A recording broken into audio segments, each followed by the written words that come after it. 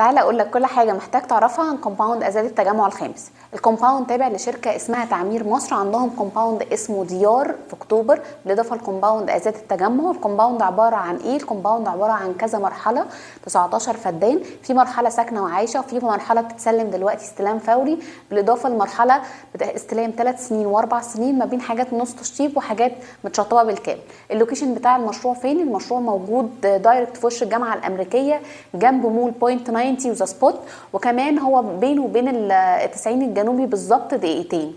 الكومباوند هنا في مرحله ساكنه وعايشه وخدماتها شغاله، في مرحله استلام فوري ودي بنستلم فوري، مساحات فيها من اول 115 متر لحد 250 متر، بنستلم 40% مقدم وبنقسط الباقي على 5 سنين. في مرحله استلام 3 سنين و4 سنين، ودي بنستلم شقه اما ان هي تكون متشطبه او شقه نص تشطيب، والبيمنت بلان بتاعتها بتبقى 10% مقدم النهارده وايكوال انستولمنت على 7 سنين. بالنسبه للخدمات الموجوده جوه المشروع، في كيدز اريا، في سنترال بارك جوه المشروع، في اماكن باربيكيو اريا، بالاضافه للجزء بتاع كلاب هاوس اللي فيه جيم وسبا حمامات سباحه، وكمان في الجزء بتاع الستريب مول اللي هو دايركت في وش الجامعه الامريكيه، بيبقى فيه عيادات، بيبقى فيه سوبر ماركت، بيبقى فيه كافيهات ومطاعم ومحلات.